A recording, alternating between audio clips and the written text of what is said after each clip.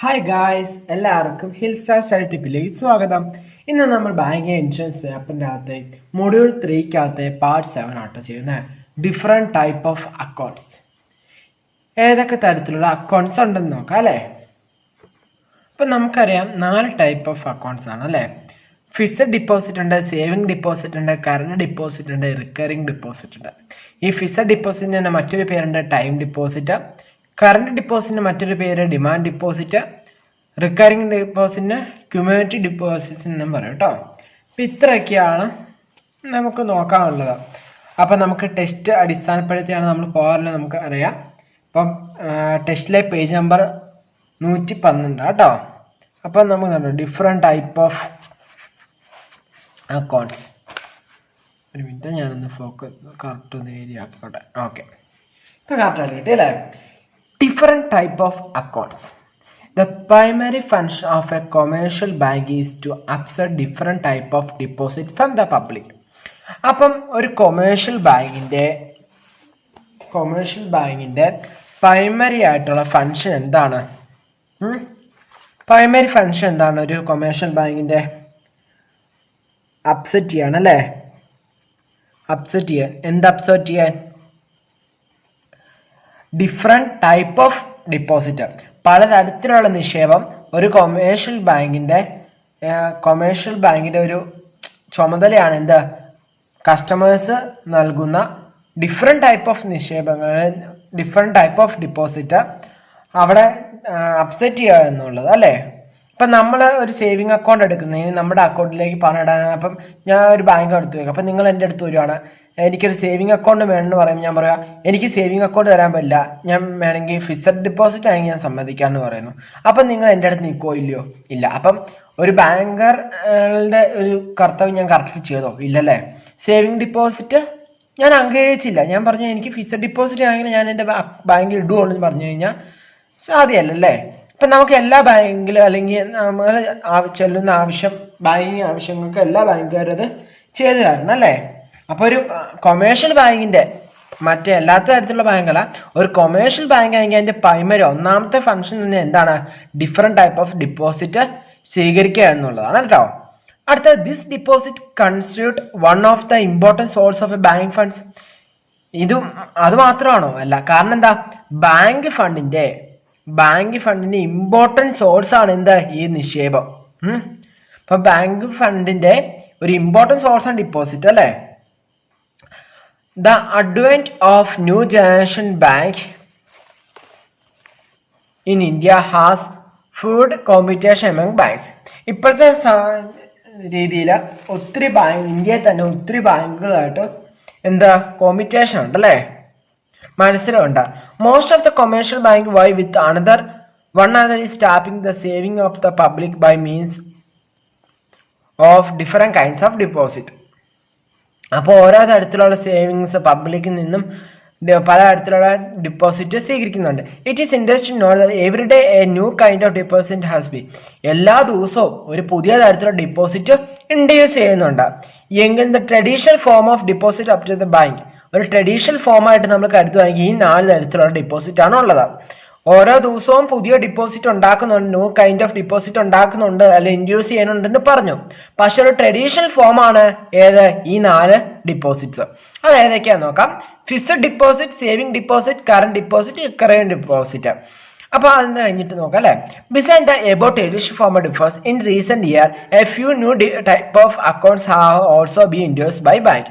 അപ്പൊ ഇത് കൂടാതെ കുറച്ച് ഈ അടുത്ത വർഷങ്ങളായിട്ട് പുതിയ തരത്തിലുള്ള അക്കൗണ്ട്സ് ഇൻട്രൊഡ്യൂസ് ചെയ്തു bank. Some of them are student deposit account, multipurpose deposit scheme, super saving scheme, general deposit scheme, reinvestment plan, പെങ്കി deposit scheme, deposit certificate, insurance linked deposit, Chinese saving scheme, no ration account etcetera തുടങ്ങിയ പലതാണ്. അപ്പം ഇത്രയും ഡിപ്പോസിറ്റിൻ്റെ പേരും ഒന്ന് just ഒന്ന് ഓർത്തിരിക്കുക. അപ്പം ഈ 4 തരത്തിലുള്ള ഡിപ്പോസിറ്റ് അല്ല പറഞ്ഞു, ഞാൻ നേരത്തെ പറഞ്ഞ ഏതൊക്കെയാണ്? 4 ട്രഡീഷണൽ ഫോമാണ് കേട്ടോ. അപ്പം ഇത് ന്യൂ ആയിട്ട് ഇൻട്രൊഡ്യൂസ് ചെയ്യുന്ന കുറേ ഡിപ്പോസിറ്റ് അല്ലെങ്കിൽ അക്കൗണ്ട്സ് ആണ്. അപ്പം ഇത് കൂടാതെ ഇനി ഒത്തിരി ഉണ്ട്. അപ്പം നമ്മൾ എസ് എൽ ട്ടോ. അപ്പോൾ ഈ പറഞ്ഞേക്കുന്ന പേരൊന്ന് ജസ്റ്റ് നിങ്ങൾ ഓർത്തിരിക്കുക കേട്ടോ. ഇന്നത്തെ നമ്മുടെ വീഡിയോയിൽ ചർച്ച ചെയ്യുന്ന ഫിക്സഡ് ഡിപ്പോസിറ്റ് അഥവാ ടൈം ഡിപ്പോസിറ്റിനെ കുറിച്ചായിരിക്കും പറയുന്നത് കേട്ടോ. കാരണം നമ്മുടെ വീഡിയോ ഒത്തിരി ലെങ്ത് ആക്കാതെ ഇടാൻ വേണ്ടിയാണ്. അപ്പോൾ അതിന് മുമ്പ് നമ്മുടെ ചാനൽ സബ്സ്ക്രൈബ് ചെയ്തിട്ടില്ലെങ്കിൽ ഒന്ന് സബ്സ്ക്രൈബ് ചെയ്യണം കേട്ടോ. സുഹൃത്തുക്കൾക്കെല്ലാം അയക്കണം കേട്ടോ. അതുപോലെ നമ്മുടെ വീഡിയോ ഇൻഫോർമേറ്റീവ് ആയിട്ട് മനസ്സിലാവുണ്ടെന്ന് വിചാരിച്ചു കഴിഞ്ഞാൽ വീഡിയോ ഒന്ന് ലൈക്ക് ചെയ്ത് സപ്പോർട്ട് ചെയ്യുക കേട്ടോ. നിങ്ങളുടെ ലൈക്കും ഷെയറൊക്കെയാണ് നമ്മൾക്ക് പുതിയ വീഡിയോസ് ഇടാനുള്ള ഒരു മോട്ടിവേറ്റ് ആയിട്ട് തോന്നുന്നത്. അപ്പം നമുക്ക് അറിയാം നമ്മുടെ വീഡിയോയിൽ ചാനൽ ന്യൂ ചാനലായതുകൊണ്ട് ഒത്തിരി സബ്സ്ക്രൈബേഴ്സ് ഒന്നുമില്ല. അപ്പോൾ ഇന്ന് നമുക്ക് കയറി വരികയാണ്. നമ്മുടെ വീഡിയോ മാക്സിമം ലൈക്ക് ചെയ്ത് നമുക്ക് കൂടുതലായി കണ്ടിടാം. അപ്പം ഞങ്ങൾ ഫിക്സഡ് ഡിപ്പോസിറ്റ് ഓർ ടൈം ഡിപ്പോസിറ്റിലേക്ക് പറയാം അല്ലേ. അപ്പം ഫിക്സഡ് ഡിപ്പോസിറ്റ് സ്ഥിര നിക്ഷേപം. ഫിക്സഡ് ഡിപ്പോസിറ്റ് എന്ന് പറഞ്ഞാൽ അപ്പോൾ ഫിക്സഡ് ഡിപ്പോസിറ്റ് എന്ന് വെച്ചാൽ എന്താണ്, ഒരു ടൈപ്പ് ഓഫ് ഡിപ്പോസിറ്റ് ആണ് അല്ലേ. ഒരു ടൈപ്പ് ഓഫ് ഡിപ്പോസിറ്റ് ആണ് എന്താ ഫിക്സഡ് ഡിപ്പോസിറ്റ്. ഇത് ആരാണ് മേഡ് ചെയ്യുന്നത്? ബാങ്കാണ് അല്ലേ. അത് എത്ര വർഷത്തേക്കാണ്? ഒരു ഫിക്സഡ് പീരീഡ് ആണ്. ഒരു ഫിക്സഡ് പീരീഡ് കാലത്തേക്ക് ഫിക്സഡ് ഡിപ്പോസിറ്റ് ആണ്. Which is special at the time of the making the deposit. അത് എപ്പോൾ നിർദ്ദേശിക്കും? ഡിപ്പോസിറ്റ് വെക്കുന്ന സമയത്ത് തന്നെ പറയും എനിക്ക് ഒരു വർഷത്തേക്ക് ഫിക്സഡ് ഡിപ്പോസിറ്റ് ചെയ്യാൻ പറയും. അപ്പോൾ എല്ലാവർക്കും അറിയാം ഫിക്സഡ് ഡിപ്പോസിറ്റ് എന്തൊക്കെയാണ്. എങ്കിലും ഒന്ന് ജസ്റ്റ് ഒന്ന് ഡിസ്ക്രൈബ് ചെയ്ത് പറയുന്നുള്ളൂ. നമ്മളെല്ലാവരും ബാങ്കിൽ പോകുന്നവരായിരിക്കും, അല്ലെങ്കിൽ ബാങ്കിൽ നമ്മുടെ മാതാപിതാക്കൾ ആരെങ്കിലും ബാങ്ക് ഉപയോഗിച്ചിട്ടുണ്ടാവും, അല്ലെങ്കിൽ നമ്മൾ ഉപയോഗിച്ചിട്ടുണ്ടാവും. അപ്പം നമുക്കറിയാമായിരിക്കും ഫിക്സഡ് ഡിപ്പോസിറ്റ് എന്താണ്. എങ്കിലും നമ്മൾ ഇത് ടെസ്റ്റ് പറഞ്ഞേക്കണമെന്ന് വായിച്ചു നോക്കുക. വായിച്ച് നമുക്ക് ഓൺ വേർഡ്സ് ചെയ്താൽ കേട്ടോ. നമ്മൾ ജസ്റ്റ് ഒന്ന് അത് ഡിഫൈൻ ചെയ്യുമെന്ന് മാത്രം കേട്ടോ. അപ്പോൾ ഒരു നിശ്ചയ കാലത്ത് ഒരു വർഷത്തേക്ക് ഫിക്സഡ് ഡിപ്പോസിറ്റ് ചെയ്യാം, 2 വർഷത്തേക്ക് ഡിപ്പോസിറ്റ് ചെയ്യാം. അങ്ങനെ നമ്മൾ ഡിപ്പോസിറ്റ് ചെയ്യുന്ന സമയത്ത് പറയാം എത്ര വർഷത്തേക്ക് ഡിപ്പോസിറ്റ് ചെയ്യണം എന്നല്ലേ. There are called time deposit or time liability in England as their withdraw are subject to the service of a period of notice. അപ്പം ഇവരെ പറയുന്ന പേരെന്താണ്? ഈ ടൈം ഫിക്സഡ് പീരീഡ് വെച്ച ടൈം മേക്ക് ചെയ്യുന്ന ഈ ഫിക്സഡ് ഡിപ്പോസിറ്റ് ടൈപ്പ് ഓഫ് ഫിക്സഡിന് മറ്റൊരു പേര് ടൈം ഡിപ്പോസിറ്റ് എന്ന് പറയും അല്ലേ. സമയം നിശ്ചയമായിട്ടാണ് ഡിപ്പോസിറ്റ് പിൻവലിക്കുന്നത്. അല്ലെങ്കിൽ ടൈം ലയബിലിറ്റി ഇൻ ഇംഗ്ലണ്ട് എന്ന് പറയും. അതുപോലെ തന്നെ as their withdraw are no subject to be service of a period of notice. ഒരു പീരീഡ് ഓഫ് നോട്ടീസ് എത്തി കഴിയുമ്പോൾ അവർക്ക് വിഡ്രോ ചെയ്യാം. In India there are known as term deposit. ഇതിന് വേറെ പേരാണ്, ഇന്ത്യയെ പറഞ്ഞ പേരാണ് term deposit. It is called term deposit. They are repayable on the expiry of the special time chosen by the depositor. അപ്പം എപ്പം മാത്രം നൽകിയാൽ മതി? ഇപ്പോൾ ഒരു വർഷത്തേക്ക് പറഞ്ഞു കഴിഞ്ഞാൽ ഒരു വർഷം കഴിയുമ്പം ആ പൈസ ബാങ്ക് തിരിച്ച് കസ്റ്റമേഴ്സിന് കൊടുത്താൽ മതി. ഇനി എന്തൊക്കെയാണ് ഇതിന്റെ ഫീച്ചേഴ്സ് നോക്കാം അല്ലെ. അപ്പൊ നമ്മൾ ഫിക്സഡ് ഡിപ്പോസിറ്റ് എന്താണ് പഠിച്ചത്? സിമ്പിൾ ആയിട്ട് ഫിക്സഡ് ഡിപ്പോസിറ്റിനെ നമ്മൾ പറയാമെങ്കിൽ എന്ത് പറയും? ഫിക്സഡ് ഡിപ്പോസിറ്റ് എന്ന് പറയുന്നത് ഒരു ടൈപ്പാണ് അല്ലെ, ഒരു ടൈപ്പ് ഓഫ് ഡിപ്പോസിറ്റ് ആണ്. ടൈപ്പ് ഓഫ് അക്കൗണ്ട് ആണ്. ടൈപ്പ് ഓഫ് അക്കൗണ്ട് അത് ആരാണ് മേഡ് ചെയ്യുന്നത്? ബാങ്കാണ് അല്ലേ. ഈ ഫിക്സഡ് ഡിപ്പോസിറ്റിനെ എന്ത് അടിസ്ഥാനപ്പെടുത്തിയാണ് നമ്മൾ നിൽക്കുന്നത്? ഒരു ഫിക്സഡ് പീരീഡ് ഉണ്ട് അല്ലേ. ഒരു ഫിക്സഡ് പീരീഡ് ഉണ്ട്. ഈ ഫിക്സഡ് പീരീഡ് എപ്പോഴാണ് മേഡ് ചെയ്യുന്നത്? എപ്പോഴാ? നമ്മൾ at the time deposit made. ഇപ്പൊ ഡിപ്പോസിറ്റ് നിക്ഷേപിക്കുമ്പോൾ നമ്മൾ പറയല്ലേ ഒരു വർഷത്തേക്ക് നിക്ഷേപിക്കുക അല്ലെങ്കിൽ 2 വർഷത്തേക്ക് നിക്ഷേപിക്കാൻ. നമ്മൾ നിക്ഷേപിക്കുന്ന സമയത്ത് പറയും. അല്ല നിക്ഷേപിച്ച് കഴിഞ്ഞ് നമ്മളിപ്പോൾ ഒരു വർഷത്തേക്ക് നിക്ഷേപിച്ചു, അത് കഴിഞ്ഞിട്ട് പറയാണ് എനിക്ക് 2 വർഷത്തേക്ക് നിക്ഷേപിച്ചിട്ട് നമ്മൾ പറയാണ് ഒരു വർഷത്തേക്ക് നിക്ഷേപിക്കുന്നുള്ളൂ. എല്ലാ ഫോർമാറ്റും എല്ലാം കഴിഞ്ഞ് കഴിഞ്ഞിട്ട് നമുക്ക് അങ്ങനെ പറയാൻ പറ്റില്ല. അപ്പം നമ്മൾ ഈ ഇടുന്ന സമയത്ത് തന്നെ നമ്മൾ ബാങ്കർ ചോദിക്കുമ്പോൾ തന്നെ കറക്റ്റായിട്ട് പറയണം ഫിക്സഡ് ഡിപ്പോസിറ്റ് ചെയ്യാൻ കേട്ടോ. അപ്പം ഇത്ര ഷോർട്ടായിട്ടുള്ള കാര്യങ്ങളാണ്. ഇപ്പം ഇതൊന്ന് ജസ്റ്റ് ഡിഫൈൻ ചെയ്ത് പറഞ്ഞാൽ മാത്രം മതി കേട്ടോ. ഇനി അപ്പം നമുക്ക് ഫീച്ചേഴ്സ് പഠിക്കാം അല്ലേ. ഇത്ര പഠിച്ചിട്ട് അതിൻ്റെ ഫീച്ചേഴ്സ് പഠിച്ചില്ലെങ്കിൽ വല്ല കാര്യമുണ്ടോ? ഇല്ല അല്ലേ. ജസ്റ്റ് വായിച്ചു വെച്ചാൽ നമുക്ക് പെട്ടെന്ന് മനസ്സിലാവുന്ന കാര്യങ്ങളൊക്കെയാണ്. ഒന്നാമത്തെ point, a fixed amount of money is deposited by a customer for a fixed period of time at a fixed rate of interest. നമ്മൾ മുമ്പ് പറഞ്ഞ കാര്യങ്ങൾ തന്നെ. ഒരു ഫിക്സഡ് എമൗണ്ട് ഒരു സമയത്തേക്ക് അല്ലെങ്കിൽ കാലാവധിയിലേക്ക് ഒരു നിശ്ചയ റേറ്റിൽ ഫിക്സഡ് ആയിട്ടൊരു ഇൻട്രസ്റ്റിൽ നമ്മൾ നിക്ഷേപിക്കുന്നത്. മനസ്സിലായെന്ന് വിചാരിക്കുന്നു. ഇപ്പോൾ നമ്മൾ 1 ലക്ഷം രൂപ ബാങ്കിൽ ഫിക്സഡ് ഡിപ്പോസിറ്റ് ആണ് 1 വർഷം ഇടുന്നു. അപ്പം നമ്മളൊരു ബാങ്ക് നമുക്ക് തരുന്ന പലിശ 1% വിചാരിക്കും. 1% പലിശ വെച്ച് നമുക്ക് കിട്ടുന്നു. അങ്ങനെ ഒരു നിശ്ചയ കാലം ഇപ്പം 5 വർഷത്തേക്ക് ഇടുമ്പോഴായാലും നമുക്ക് 1% വെച്ച പലിശ കിട്ടണമെന്ന് വിചാരിക്കുക. അപ്പം 5 വർഷം ആകുമ്പോഴും നമുക്ക് ഈ 5 വർഷത്തേക്ക് 1% പലിശ വെച്ച് തന്നെ 1% വെച്ച് തന്നെ അങ്ങനെയാണ് നമ്മൾ അറിയുന്ന ഒരു ഫിക്സഡ് എമൗണ്ട് ഒരു ഫിക്സഡ് പീരീഡിലേക്ക് ഒരു ഫിക്സഡ് റേറ്റ് ഓഫ് ഇൻട്രസ്റ്റിൽ നമ്മൾ നിക്ഷേപിക്കുന്നു. ഇത്രേ ഉള്ളൂ, സിമ്പിളാണ്. ഇനി second point, it cannot B withdrawn demand.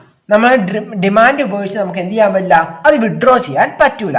It can B withdraw only after the expiry of specified period as agreed between the banker and customer.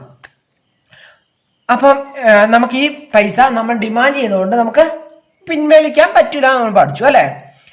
അത് എപ്പോൾ മാത്രമാണ് പിൻവലിക്കാൻ പറ്റുള്ളൂ, എഗ്രിമെന്റ് അവസാനിച്ച് കഴിയുമ്പം. ആര് തമ്മിലുള്ള എഗ്രിമെന്റ് അല്ലെങ്കിൽ എന്ത് തമ്മിലുള്ള ഒരു സ്പെസിഫൈഡ് പീരീഡ് ഉണ്ട് അല്ലെ. നമ്മൾ 1 വർഷത്തേക്ക് പറഞ്ഞാൽ 1 വർഷം കഴിഞ്ഞാൽ മാത്രമേ നമുക്ക് ആ പൈസ എടുക്കാൻ പറ്റുള്ളൂ. ഈ എഗ്രിമെന്റ് അല്ലെങ്കിൽ എഗ്രീഡ് ആര് ചെയ്താണ്, ബാങ്കറും കസ്റ്റമറും തീരുമാനിച്ചിട്ടാണ് ആ സ്പെസിഫൈഡ് പീരീഡ് തീരുമാനിക്കുന്നത് അല്ലെ. അല്ലെങ്കിൽ ബാങ്കറിന്റെ തന്നെ സ്വയം ഇഷ്ടത്തിൽ തന്നെ തീരുമാനിച്ച വർഷമാണോ? അല്ല, ബാങ്കറും കസ്റ്റമറും കൂടെ കൂടിയാണല്ലേ ഇത് തീരുമാനിച്ചത്. പക്ഷെ ഇന്നത്തെ സമയത്ത് but nowadays bank are allowing their customer to cost fixed deposit per maturity. നമുക്ക് കാലാവധി കഴിയുന്ന മുമ്പ് തന്നെ ഫിക്സഡ് അക്കൗണ്ട് കോസ്റ്റ് ചെയ്യാനുള്ള അനുമതി ഇപ്പോഴത്തെ രീതിയിൽ ബാങ്ക് നൽകാറുണ്ട് എന്നാണ് പറയുന്നത്. മൂന്നാമത്തെ point, no cheque can be drawn against fixed deposit. Fixed ഡിപ്പോസിറ്റിന് അഗേൻസ്റ്റ് ആയിട്ട് ഒരു ചെക്കും ഉണ്ടാക്കാൻ പറ്റില്ല എന്ന്. Fourth point, fixed difference higher rate of interest as the deposit part which liquidity for a definite period. Fixed deposit എന്ന് പറയുന്നത് ഒരു ഹൈ റേറ്റ് ഓഫ് ഇൻട്രസ്റ്റ് ആണ് കേട്ടോ. അതിന് കാരണം എന്താ, അതൊരു ഡെഫിനിറ്റ് പീരീഡിലേക്ക് ഡിപ്പോസിറ്റർ ആ പണം പിൻവലിക്കുന്നില്ലാത്തതുകൊണ്ടാണ് അത് high rate of interest bank നൽകുന്നത് കേട്ടോ. അടുത്ത 5ാമത്തെ point, while making a fixed deposit, a receipt known as fixed deposit receipt FDR acknowledging the receipt of money of deposit amount is issued by the banker. ഇപ്പം fixed deposit നമ്മൾ നിക്ഷേപിച്ചെന്ന് വിചാരിക്കാം, അന്നേരം നമുക്കൊരു receipt കിട്ടും അല്ലെ. ആ റെസിപ്റ്റിന്റെ പേരെന്താണ്, ഫിക്സഡ് ഡിപ്പോസിറ്റ് റെസിപ്റ്റ് അല്ലെങ്കിൽ FDR എന്ന് പറയുന്നത് അല്ലെ. ഇത് എന്തിനാണ് ഒരു ബാങ്കർ ഇഷ്യൂ ചെയ്യുന്നതാണ് എന്താ ഈ റെസിപ്റ്റ്. ഡിപ്പോസിറ്റ് ചെയ്യുന്ന എമൗണ്ട് എത്രയാണ്, എത്ര വർഷത്തേക്ക്, അങ്ങനെയുള്ള റെസിപ്റ്റ്സ് ഒക്കെയാണ് അവർ ഇത് കണ്ടെയ്ൻ ചെയ്യുന്നത്. എന്തായിരിക്കും നമ്മൾ പറഞ്ഞ കാര്യം, എത്ര തുക നിക്ഷേപിച്ചിട്ടുണ്ട്, അക്കൗണ്ട് ഹോൾഡറിന്റെ നെയിം എന്ത്, എത്ര റേറ്റിലാണ്, എത്ര ഇൻട്രസ്റ്റിലാണ് ഇത് ഞാൻ ഇവിടെ നിക്ഷേപിച്ചേ എന്നാണ് ഇത് അവസാനിക്കുന്നത്. On the reserve side of FDR separate column are provided for making entire regarding interest. FDRന്റെ റിവേഴ്സ് സൈഡിൽ എന്താണ്, ഒരു എൻ്റയർ റിഗാർഡിങ് ഇൻട്രസ്റ്റിനെ സൂചിപ്പിക്കാനുള്ള മാർക്ക് ചെയ്യാൻ വേണ്ടി ഒരു പ്രത്യേകിച്ച് ഒരു കോളം ഉണ്ടെന്നാണ് പറയുന്നത്. ഇനി 6ാമത്തെ point, interest is usually paid on the due date of the fixed deposit. Interest എന്ന് പറയുന്നത് യൂഷ്വലി ആയിട്ട് പെയ്ഡ് ചെയ്യുന്നത് എപ്പോഴാണ്, ഡ്യൂ ഡേറ്റ് വരുമ്പോഴാണ്. However, the banker may pay interest to the depositor periodically or credit the same of his saving or current account at his request. അപ്പം ഈ bank interest ഡിപ്പോസിറ്റിനെ പീരിയോഡിക്കലായിട്ടോ credit ആയിട്ടോ ഈ സേവിങ് അക്കൗണ്ടിലോ കറണ്ട് അക്കൗണ്ടിലേക്കോ കസ്റ്റമറിന്റെ ഇഷ്ടമനുസരിച്ച് നമുക്ക് ചെയ്യാമെന്നാണ് പറയുന്നത്. ഇനി 7ാമത്തെ point, advance up to 75% of the deposit against fixed deposit receipts are able to the depositor. Advance എത്ര deposit against fixed deposit receipt are able to deposit 75% of more advance കിട്ടുക എന്നാണ് പറയുന്നത്. If they are record money before the expiry of the agreed time. അപ്പം ഇപ്പോൾ നമ്മൾ ഒരു കസ്റ്റമറിന് ആവശ്യമാണ് എന്താ, അവരുടെ എക്സ്പയറി തീർന്ന മുമ്പ് പൈസ ആവശ്യമാണെന്ന് തോന്നി, അന്നേരം the rate of interest on such advance is usually 2% higher than the rate of interest payable on such fixed deposit. അങ്ങനെയുള്ള ഇതിന് എന്താ ദ റേറ്റ് ഓഫ് ഇൻട്രസ്റ്റ്, അങ്ങനെയുള്ള അഡ്വാൻസിന് എത്ര ആയിരിക്കും, സാധാ ഉള്ള നൽകുന്നതിന് കഴിഞ്ഞ് 2% കൂടി ഹയർ റേറ്റ് ഓഫ് ഇൻട്രസ്റ്റ് നൽകേണ്ടി വരും കേട്ടോ. അപ്പം ഇനി 5ാമത്തെ പോയിന്റ്, അല്ല 5, 6, 7, 8ാമത്തെ പോയിന്റ്. ഇപ്പം ഇച്ചിരി മുമ്പ് പറഞ്ഞ പോയിന്റ് മനസ്സിലായെന്ന് വിചാരിക്കും. എന്താണ്, നമ്മുടെ ഇൻട്രസ്റ്റ് തുക നമ്മുടെ സേവിങ് അക്കൗണ്ടിലേക്ക് കറണ്ട് അക്കൗണ്ടിലേക്ക് ബാങ്കറോട് പറഞ്ഞ് കസ്റ്റമേഴ്സിന്റെ ഇഷ്ടം അനുസരിച്ച് ചെയ്യാമെന്നാണ് പറഞ്ഞത്. അഡ്വാൻസ് മണി 75% വരെ കൊടുക്കാമെന്നും പറഞ്ഞു നമ്മൾ. അത് കഴിഞ്ഞപ്പോൾ എക്സ്പയറി ഡേറ്റിന് മുമ്പ് വേണമെങ്കിൽ എക്സ്പയറി ഡേറ്റിന് മുമ്പ് വേണമെങ്കിൽ എന്താണ് ഇപ്പം ഇവർ ഒരു 5% ആണെങ്കിൽ 5ന്റെ ഇപ്പം ഒരു ക്രെഡിറ്റ് ആയിട്ട് നമുക്ക് നമ്മുടെ സേവിങ് അക്കൗണ്ടിലേക്ക് ആ ഇൻട്രസ്റ്റ് മൊത്തം ഇങ്ങ് തന്നു എന്ന് വിചാരിക്കാം. തന്നു കഴിഞ്ഞ് നമ്മൾ അതിന് ഇൻട്രസ്റ്റ് സാധാരണ 5 നമ്മൾ ഈ ടൈം കാലിന് മുമ്പ് നമ്മൾ പൈസ എടുത്തു കഴിഞ്ഞാൽ എത്ര കൊടുക്കണം? 2% കൂട്ടി കൊടുക്കണം എന്നാണ് പറഞ്ഞത്. ഇനി 8ാമത്തെ point, a fixed deposit is not a negotiable instrument and hence it cannot be transferred from one person to another. Fixed deposit receipt എന്ന് പറഞ്ഞാൽ അതൊരു നെഗോഷിയബിൾ ഇൻസ്ട്രുമെന്റ് അല്ല. അത് it cannot be transfer from one person to another. ഒരു വ്യക്തിയിൽ നിന്ന് മറ്റൊരു വ്യക്തിയിലേക്ക് ഇത് ട്രാൻസ്ഫർ ചെയ്യാൻ പറ്റില്ല. അവർ it can be accessed in the name of the author. അത് ആർക്ക് പറ്റില്ലാണ്? Author name of another. It can B assisted in the name of another. അല്ലെങ്കിൽ എന്താ? ഇറ്റ് ക്യാൻ ബി അസിസ്റ്റന്റ് ആരെ? നെയിം ഓഫ് ദ അനദറിനെ ചെയ്യാനെന്നാണ് പറഞ്ഞത്. ഈ ഫിക്സഡ് ഡെപ്പോസിറ്റ് ഈസ് ലോസ്റ്റ്. ഇപ്പം FDR നമുക്ക് നഷ്ടപ്പെട്ടു എന്ന് വിചാരിക്കും. നമുക്ക് തന്ന receipt. A duplicate receipt can be obtained from the bank by submitting an indemnity bond. ഒരു ഇൻഡെമിനിറ്റി ബോണ്ട് ബാങ്കിൽ സബ്മിറ്റ് ചെയ്ത FDRന്റെ ഡ്യൂപ്ലിക്കേറ്റ് എടുക്കുക എന്നാണ് പറഞ്ഞത്. ഇനി അടുത്ത പോയിന്റ് ജെ, അല്ലെ 10ാമത്തെ point, a fixed deposit can be renewed for a further period from the date of maturity for signing the fixed deposit on rewards of new receipt is issued. ഒരു fixed deposit റിന്യൂവഡ് ചെയ്യണമെങ്കിൽ, പുതുക്കണമെങ്കിൽ അതിന് future period from the date of maturity was suffering the fixed deposit, അത് കഴിഞ്ഞിട്ടുള്ള വർഷത്തേക്ക് നീട്ടിയെടുക്കുകയുള്ളൂ എന്നാണ് പറഞ്ഞത്. അപ്പോൾ ഇത്രയൊക്കെ മനസ്സിലായെന്ന് വിചാരിക്കുന്നു. മനസ്സിലായില്ലേ? അപ്പോൾ ഇത്ര എത്തിയപ്പോൾ തന്നെ നമ്മൾക്ക് 16, 17 മിനിറ്റ് 18 മിനിറ്റ് ആയി കാണാം. അപ്പോൾ ഇത്ര തന്നെ നമുക്ക് വീഡിയോ ലെങ്ത് കൂടുതൽ. അപ്പോൾ അടുത്ത അക്കൗണ്ട് നമുക്ക് അടുത്ത വീഡിയോ ആയിട്ട് ചെയ്യാം. നമുക്ക് ഒത്തിരി പോർഷൻസ് ഇനി കവർ ചെയ്യാനുണ്ട്. 115 വരെ എത്തിയിട്ടില്ല. നമുക്ക് കുറേ ഉണ്ട്, 216 പേജ് വരെ ഉണ്ട്. അപ്പം ഞാൻ ബാങ്ക് ഇൻഷുറൻസിൻ്റെ പേപ്പർ മിക്കാലും ചൊവ്വാഴ്ച രാവിലെ 9 മണിക്കായിരിക്കും ടൈം തൊട്ടിടുന്നത്. എല്ലാ ചൊവ്വാഴ്ചയിലും രാവിലെ 9 മണിക്ക് നമ്മുടെ വീഡിയോ ഉണ്ടായിരിക്കും. ഇനി ബാങ്ക് ഇൻഷുറൻസ് ഇത്ര നമ്മൾ ഡെയിലി ഇടാൻ ഓർത്തായിരുന്നു, പക്ഷെ നമുക്ക് ടൈം കിട്ടാനില്ല. നമുക്ക് വീഡിയോസ് ഇടാനുള്ള ടൈം കിട്ടാനില്ലാത്തതുകൊണ്ട് ആ വീഡിയോ ഇടാൻ പോലും പറ്റാതെ ഇപ്പം ഇന്നൊരു സമയത്ത് ഇടാൻ പറ്റില്ല. അപ്പം നാളിടാൻ ഒരു അങ്ങനെ വെക്കണോണ്ട് അങ്ങനെ ഇടാൻ പറ്റില്ല. അപ്പം ഇനി തൊട്ട് ചൊവ്വാഴ്ച രാവിലെ 9 മണിക്ക് ഇടാം കേട്ടോ നമുക്ക്. അപ്പോൾ വീഡിയോ എല്ലാവരും കാണണം, സപ്പോർട്ട് ചെയ്യണം.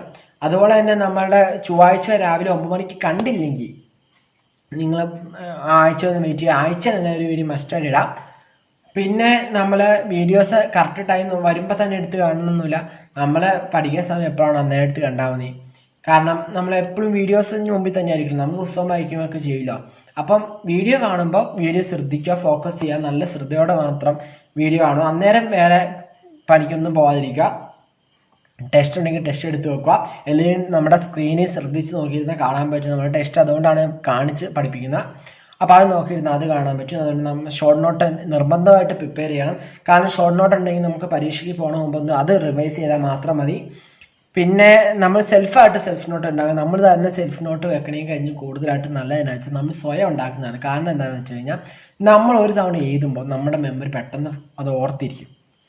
നമ്മൾ ഒരാൾ എഴുതിയത് നോക്കി എഴുതുമ്പോൾ നമുക്ക് അത് ചിന്തിക്കാതെ ഇപ്പം നമ്മളൊന്ന് ടെസ്റ്റ് വായിക്കുക. ഈ വീഡിയോ കണ്ടു കഴിഞ്ഞാൽ ഒന്ന് നിങ്ങളുടെ ക്ലാസ് കേട്ടിട്ടുണ്ടാവും.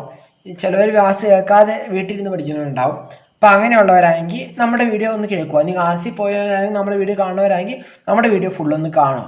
കണ്ട ശേഷം നിങ്ങൾ ഒന്നോട് ടെസ്റ്റ് എടുത്തിട്ട് ഒന്ന് വായിക്കുക. അന്നേരം തന്നെ വായിക്കല്ലേ, വീഡിയോ കഴിയുമ്പോൾ ഉടനെ തന്നെ വായിക്കല്ലേ. ഒരു അരമണിക്കൂർ കഴിയുമ്പോഴോ 1 മണിക്കൂർ കഴിയുമ്പോഴോ ആ ടെക്സ്റ്റ് ബുക്ക്, നമ്മുടെ കയ്യിരിക്കുന്ന ടെക്സ്റ്റ് ബുക്ക് ഒന്ന് വായിക്കുക. ഇപ്പം നിങ്ങൾ ഈ ടെക്സ്റ്റ് ബുക്ക് അല്ല ഫോളോ ചെയ്യുകയാണെങ്കിലും നിങ്ങളുടെ കയ്യിരിക്കുന്ന ടെക്സ്റ്റ് ബുക്ക് ഒന്ന് ആ ഭാഗം ഒന്ന് വായിക്കുക. അന്നേരം നിങ്ങൾ സെൽഫായിട്ട് നോട്ട് പ്രിപ്പയർ ചെയ്യുക കേട്ടോ. ഇപ്പം നമ്മൾ നോട്ട് എല്ലാ വീഡിയോയിലൊന്നും ഇട്ടിട്ടില്ല. നമുക്ക് ടൈം കിട്ടുന്നതനുസരിച്ച് ഷോർട്ട് വീഡിയോ ഇടാറുള്ളൂ. പോരാ തന്നെ നമ്മൾ തുടക്കത്തിലൊക്കെ കുറേ വീഡിയോക്ക് ഷോർട്ട് നോട്ട് ഇട്ടു. പിന്നെ ഈ ഇടയ്ക്ക് കുറേ വീഡിയോക്ക് ഷോർട്ട് നോട്ട് ഇട്ട് ടൈം കിട്ടുന്നതനുസരിച്ച് നമ്മൾ ഷോർട്ട് നോട്ടും കൂടി ഇടുക കേട്ടോ. ഇപ്പോൾ ഒത്തിരി ടൈം പോകണ്ട നമുക്ക്. അപ്പം നമ്മുടെ ചാനൽ മറക്കാതെ സബ്സ്ക്രൈബ് ചെയ്യണം കേട്ടോ. നമ്മുടെ സുഹൃത്തുക്കൾക്ക് എല്ലാം അയക്കണം. നമുക്കെല്ലാം വീഡിയോ ഇൻഫോർമേറ്റീവ് ആയിട്ട് നിങ്ങൾക്ക് തോന്നിയിട്ടുണ്ട്, അല്ലെങ്കിൽ നിങ്ങൾക്ക് ഉപകാരപ്പെട്ടു എന്ന് തോന്നിയിട്ടുണ്ട് ഈ വീഡിയോ ഒന്ന് ലൈക്ക് ചെയ്താൽ നമുക്ക് കൂടുതൽ ലൈക്കൊക്കെ വരുമ്പോഴാണ് നമുക്ക് കൂടുതൽ സപ്പോർട്ട് കിട്ടുക. അതുകൊണ്ട് നമ്മൾ സെക്കൻഡ് സെമിസ്റ്റർ തുടങ്ങിയെങ്കിൽ ആ സെക്കൻഡ് സെമിസ്റ്ററിൻ്റെ ബാങ്കിങ് റെഗുലേറ്റിംഗ് ഫ്രെയിം വർക്കിൻ്റെ വീഡിയോ നമ്മൾ ഇടുന്നുണ്ട്. ബിസിനസ് റെഗുലേറ്റിംഗ് ഫ്രെയിം വർക്കിൻ്റെ വീഡിയോ നമ്മൾ ഇടുന്നുണ്ട് സെക്കൻഡ് സെമിസ്റ്ററിലെ. അപ്പോൾ അതൊന്ന് എടുത്ത് കാണാം. പ്ലേലിസ്റ്റ് കിടപ്പുണ്ട്. നമ്മളെല്ലാ മോഡ്യൂളും പേലിഷ് ചെയ്യുന്നുണ്ട്. അപ്പം നിങ്ങൾ പേലിഷ് ഒന്ന് എടുത്ത് നോക്കണം. നമ്മുടെ വീഡിയോ കോൾ എടുത്ത് നോക്കണമെങ്കിൽ മുമ്പ് നിങ്ങൾ പേലിഷ് എടുത്ത് നോക്കണം. നിങ്ങൾക്ക് ഏത് മൊഡ്യൂളാണ് ആവശ്യം നമ്മൾ ഇട്ടിട്ടുള്ള വീഡിയോസ് എങ്കിൽ എടുത്ത് കാണണം കേട്ടോ. അങ്ങനെ നിങ്ങൾക്ക് കൂടുതൽ പെട്ടെന്ന് ഫോക്കസ് ചെയ്ത് പഠിക്കാൻ പറ്റും. അപ്പം അതുപോലെ തന്നെ നമുക്ക് വരും ഇതിൽ ഓരോ ബുക്ക് തീരുന്ന പുതിയ നേരത്തെ ഞാൻ വിചാരിച്ചിരുന്ന ബാങ്ക് ഇൻഷുറൻസ് തീർന്നിട്ട് നമുക്ക് ബിസിനസ് റെഗുലേറ്ററി ഫ്രെയിംവർക്ക് തുടങ്ങാനായിരുന്നു. പക്ഷെ അന്നേരം ഞാൻ ഓർത്തു സെക്കൻഡ് സെമിസ്റ്റർ തുടങ്ങാനായല്ലോ, അന്നേരം നമ്മൾ തുടങ്ങാനായല്ലോ അങ്ങനെ ഓർത്താൽ നമ്മൾ അതും കൂടി തുടങ്ങിയതാണ്. അപ്പം അതുകൊണ്ട് തുടങ്ങിയിട്ട് അതും ഇല്ല ഇതും ഇല്ലാത്ത ഒരു അവസ്ഥയായി പോയി. അപ്പം ചൊവ്വാഴ്ച ബാങ്ക് ഇൻഷുറൻസും വ്യാഴാഴ്ച നമ്മുടെ ബിസിനസ് റെഗുലേറ്ററി ഫ്രെയിംവർക്കും ആയിരിക്കും കേട്ടോ വീഡിയോ വരുന്നത്. നമ്മുടെ വീഡിയോ അല്ല 9 മണിയായിരിക്കും, 9 AM കേട്ടോ നമ്മൾ വീഡിയോ ഇടുന്നത്. അപ്പോൾ ആ സമയത്ത് കാണാൻ പറ്റുന്നത് കാണുക. കണ്ടു കഴിയുമ്പോൾ നമ്മൾ വീഡിയോ ഇഷ്ടപ്പെട്ട ലൈക്ക് ചെയ്യുക കേട്ടോ. അതുപോലെ നിങ്ങൾക്ക് വല്ല സംശയങ്ങളുണ്ടെങ്കിൽ താഴെ കമൻറ്റ് ചെയ്യാൻ മറക്കാതെ കമൻറ്റ് ചെയ്യുക. നമ്മൾ വരും വീഡിയോയിൽ അതിൻ്റെ സംശയം തീർക്കുക. അല്ലെങ്കിൽ നമുക്ക് ക്ലാസ്സസ് കഴിഞ്ഞ് കഴിയുമ്പോൾ നമ്മൾ പഠിപ്പിച്ച പോർഷനിലാണ് നിങ്ങൾക്ക് സംശയമെങ്കിൽ നമുക്കിനി ക്ലാസ്സസ് കഴിഞ്ഞ ശേഷം നമുക്ക് ഒരു വീഡിയോസ് ഡൗട്ടുകൾ കമൻറ്റ് ചെയ്യുന്ന ഡൗട്ടുകൾക്ക് മാത്രമായിട്ട് മാറ്റി വെക്കുന്ന ഒരു പ്ലാനുണ്ട്. അങ്ങനെ ചെയ്യാൻ ഓർത്തായിരിക്കണം കേട്ടോ. അപ്പോൾ എല്ലാവർക്കും വീഡിയോ ഇൻഫോർമേറ്റീവ് ആയിട്ട് കഴിയുന്നതെന്ന് വിചാരിക്കും. Bye guys.